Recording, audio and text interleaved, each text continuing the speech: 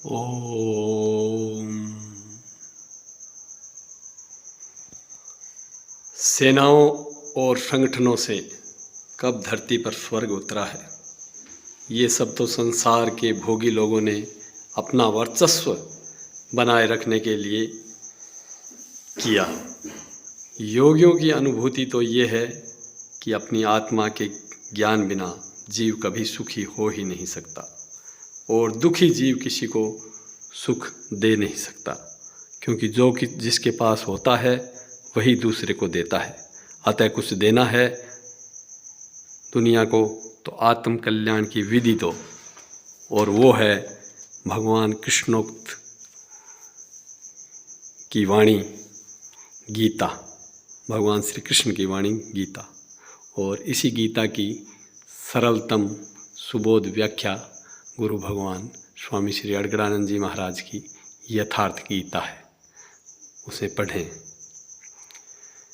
इस भारत ने दुनिया को ईश्वरीय ज्ञान देकर विश्व बंधुत्व का भाव जगाया। हम न ठाकुर हैं, न ब्राह्मण, न दलित, न स्वर्ण, ये सब तो पूर्वजों की किस डिग्रियां हैं, जिसने जो समाज में कोई अच्छा नाम किया उसके नाम से फिर जातियां बनती गई। जिसने जो जीने खाने का जो धंधा अपनाया उस हिसाब से जाति हो गई।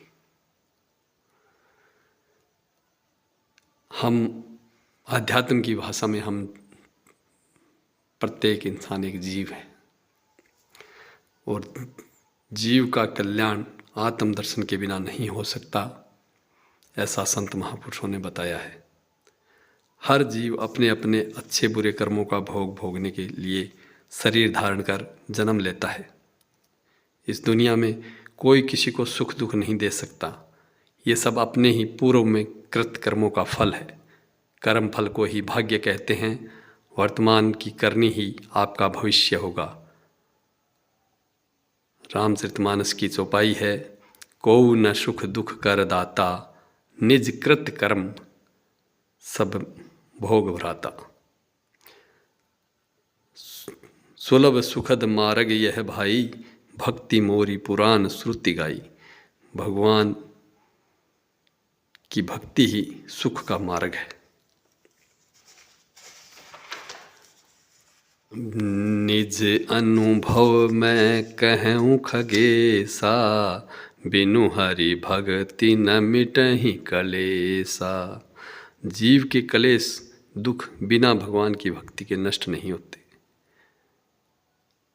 ये दुख सुख हमारे ही पाप और पुण्य कर्मों का फल है। संसार में दो ही चीज़ है सार रूप में, देने को रोटी का दान और लेने को हरि का नाम। बाकी विस्तार करके कुछ भी करते रहो। ओ जब नाम जपना शुरू करोगे तब जिस साधु रूप में वर्तमान में जिस हृदय में भगवान प्रकट हैं, ऐसे संत महापुरुष आपको मिल जाएंगे जो आगे का मार्ग प्रशस्त कर देंगे, और जीव अपने आत्म स्वरूप को पाकर स्वयं सुखी हो जाएगा और दुनिया को सुखी करने का पावर पा जाएगा। इसी ईश्वरीय ज्ञान ने भारत को विश्व गुरु बनाया।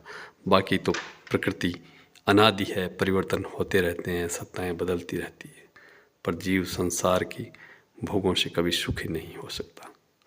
अतः अपने आत्म स्वरूप को जानने के लिए यथार्थ गीता पढ़ें और महापुरुषों की संगत करें। राजसत्ताओं द्वारा, राजनीति द्वारा प्रेरित संगठनों, सेनाओं और मतभेदों में उलझकर अपना मानव जीवन बर्बाद न करें। ओम श्री हरि नारायण भगवान की जय हो।